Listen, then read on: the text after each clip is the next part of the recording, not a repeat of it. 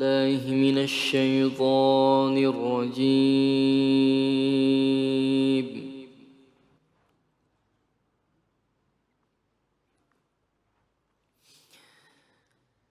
بسم الله الرحمن الرحيم.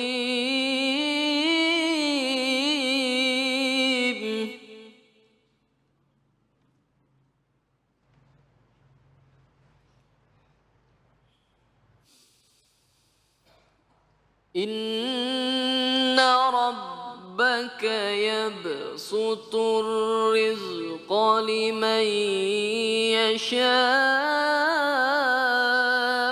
ويقدر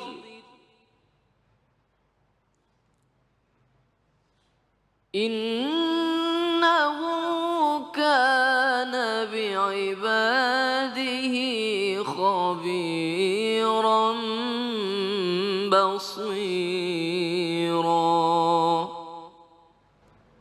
إنه كان بعباده خبيرا بصيرا. صدق الله العظيم.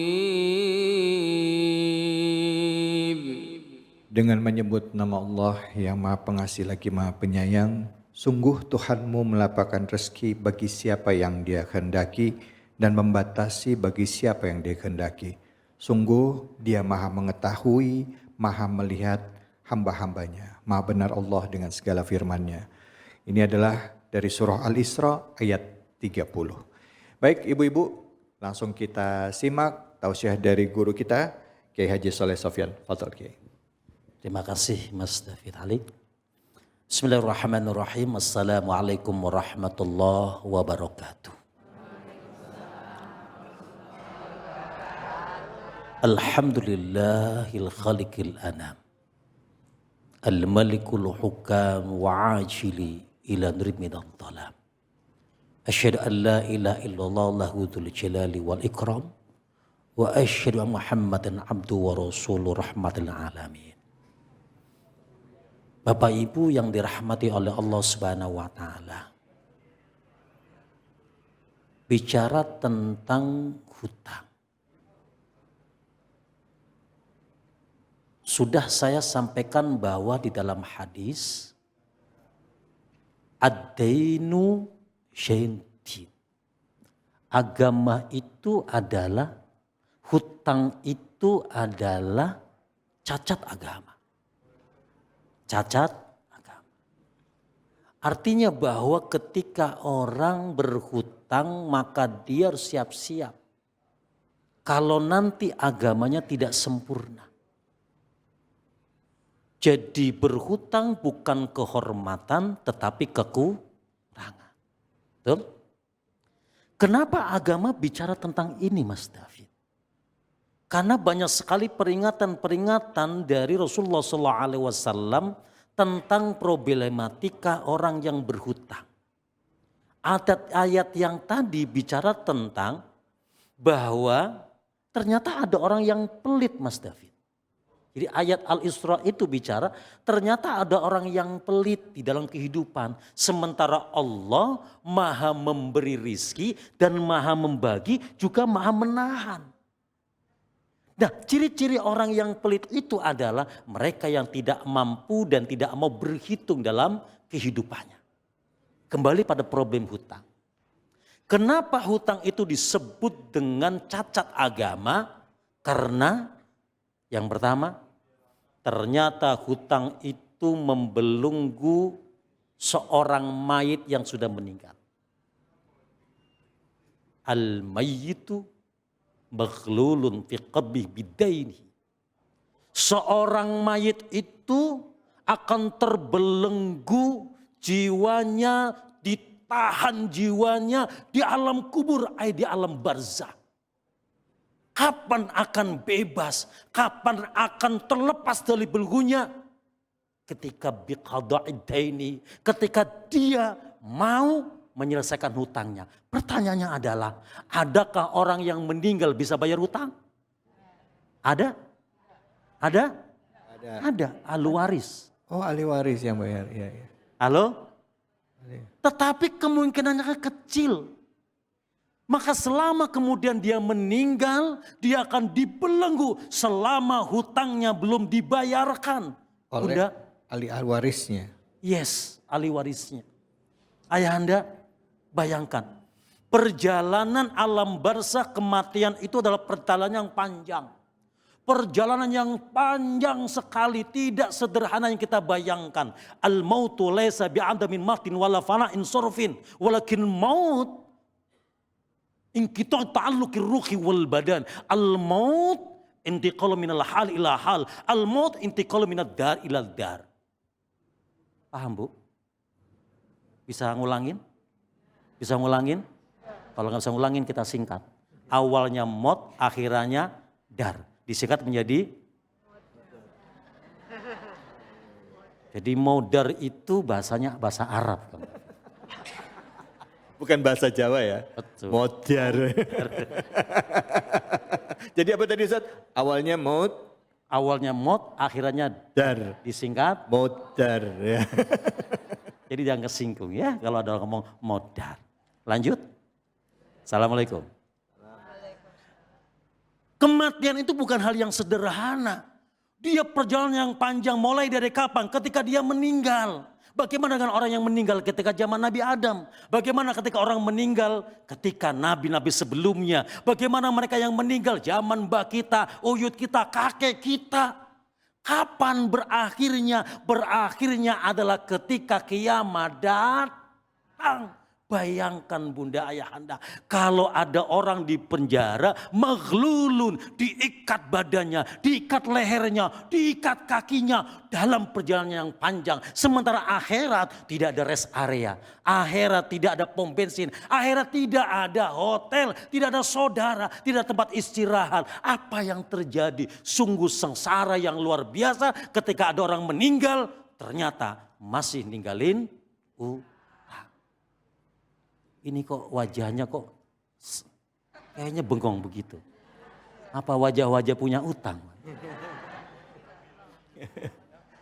Repotnya adalah sekarang aspek sosial kita sangat berhubungan dengan hutang. Bahasa kerennya kredit.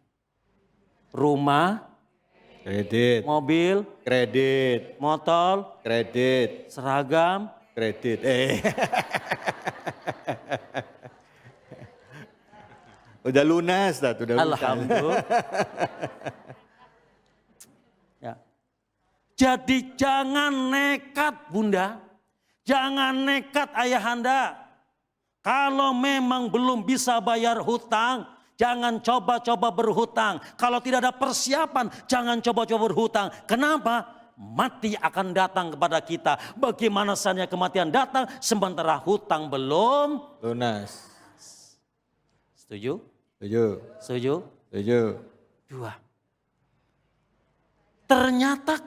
Ternyata hutang itu menjadikan hubungan antara kita dengan Rabb, dengan Tuhan, dengan Rasul itu terputus. Rahmat Allah tidak turun kepada orang yang berhutang. Mana buktinya? Suatu hari Rasulullah SAW duduk kemudian kedatangan jenazah. Sahabat berkata, Rasul sholatkan dong. Rasul jawab, punya hutang? Enggak ya Rasul. Ada harta yang ditinggal? Ada. Rasul langsung nyolatin Mas David. Datang lagi jenazah Rasul, sholatkan. Apa dia punya hutang? Punya ya Rasul. Apa ada harta yang dia tinggalkan? Ada 3 dirham ya Rasul. Oke, saya sholatin. Artinya apa? Ada orang yang meninggal, ninggalin utang, tapi ada persiapan, ada warisannya. Tong, sebelum Bapak meninggal ya Tong ya, tolong dibagi yang benar. Bagi, iya. Itu tolong ya, empang belakang juga bagi. Rumah depan dibagi, halaman kanan juga dibagi. Cuman Bapak pesen ya kebon belah ono jangan dijual. Emang napa? Kebon orang. Tapi ingat Tong sebelum Bapak meninggal, sebelum kau bagi. Itu ada utang di sono, tolong lunasi. Ini namanya orang berhutang tapi penuh perhitungan. Rasul nyolatin. Datang yang ketiga, siapa ini? Tolong ya Rasul. Sholatkan. Sholatkan. Iya. Apa punya utang? Punya. Punya ada yang ditinggal? Enggak ada ya Rasul. Rasul tidak mau nyolatin Mas David. Silakan ada yang nyolatin. Sahabat berkata, ya Rasul biarin dah saya yang nanggung. Artinya ini orang nekat. Ini orang nekat. Nah Bapak Ibu, lalu apa yang kita lakukan? Jadilah manusia yang berhitung dan berhitung di dalam berpikir tentang hutang. Rasul berdoa, Rob jangan sampai saya kena dosa dan jangan sampai saya banyak utang. Rasul berdoa, yang doa siapa? Yang doa siapa? Rasul. Rasul saja takut dengan hutang. Yang mana utang yang membuat Rasul takut? Yang mana hutang yang membuat Rasul itu berdoa supaya dihindarkan? Tentu ada banyak syarat hutang-hutang yang ditakuti Rasulullah SAW, tapi insya Allah nanti. Terima kasih. Wallahu a'lam bishawab. Alhamdulillah. Terima kasih banyak Kiai. Jadi penasaran nih utang-utang mana ya yang boleh dan nggak boleh gitu ya Ustaz ya. Silakan ibu-ibu ada yang mau bertanya? Betul. Ya. Nama dan langsung pertanyaannya Bu. Assalamualaikum warahmatullahi wabarakatuh. Waalaikumsalam warahmatullahi wabarakatuh. Perkenalkan Ustadz, nama saya Ibu Farlin dari Majelis Taklim Al-Ikhlas Garuda Raya. Pertanyaannya, apa hukumnya bagi suami yang berhutang tanpa sepengetahuan istrinya Ustadz? Assalamualaikum warahmatullahi wabarakatuh. Waalaikumsalam. Suami ngutang tanpa sepengetahuan istri. Ternyata bukan cuman kawin lagi yang nggak boleh setengah istri ya Bu ya. Silakan Ustaz. Suami berhutang tanpa sepengetahuan istri. Atau kita balik, istri berhutang tanpa sepengetahuan suami. Banyakan mana Mas Davi kira-kira? Kalau ditanya sama ibu-ibu, banyakan suami apa ibu yang ngutang? Banyakan mana Bu? Banyakan ibu yang ngutang tanpa sepengetahuan suami.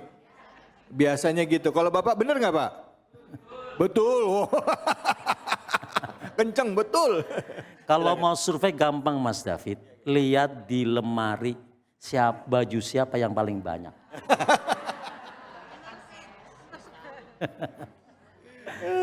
Baik Mas David.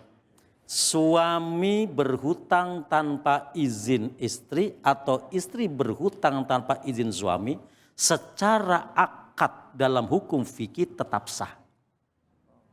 Hukum berhutangnya tetap sah. Ada akad di sana.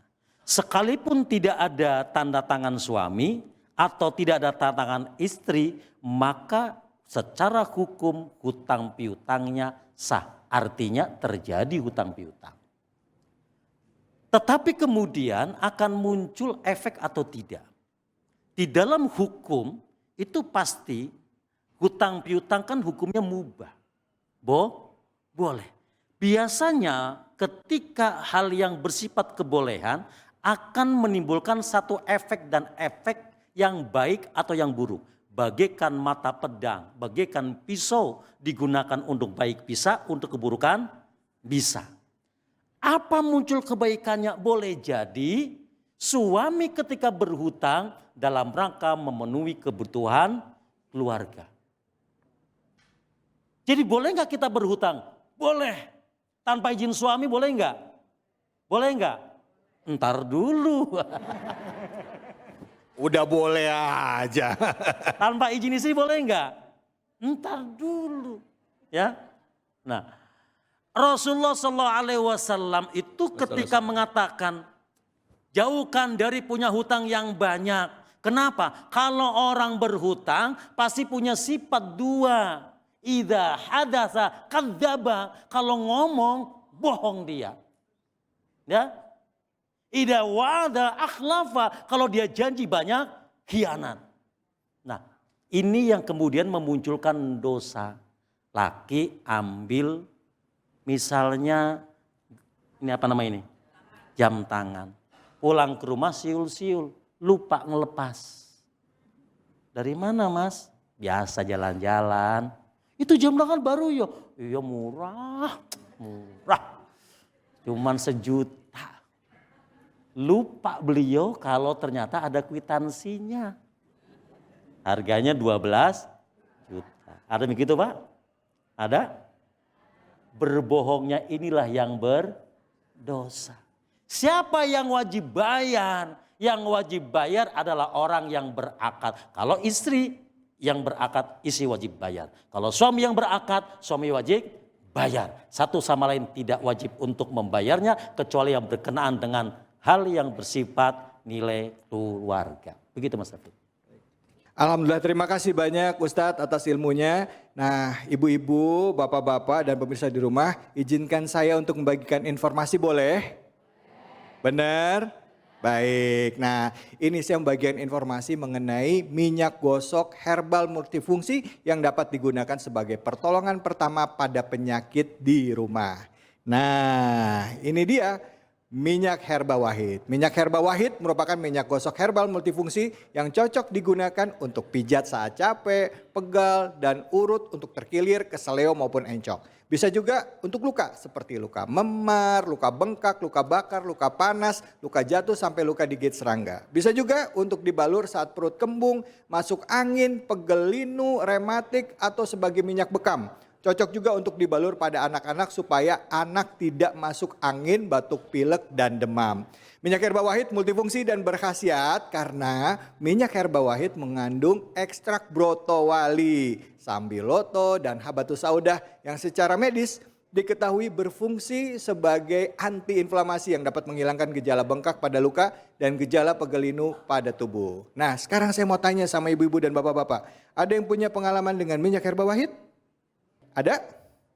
Oh, silakan Ibu, ayo. Ah, ini dia nih. Wah, ternyata udah bawa juga. Assalamualaikum warahmatullahi wabarakatuh. Waalaikumsalam warahmatullahi wabarakatuh. Ibu namanya Ibu siapa?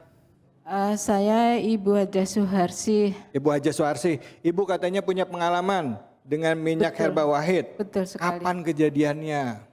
Beberapa bulan yang lalu saya pindahan rumah. Badan saya dan suami saya terasa pegal-pegal.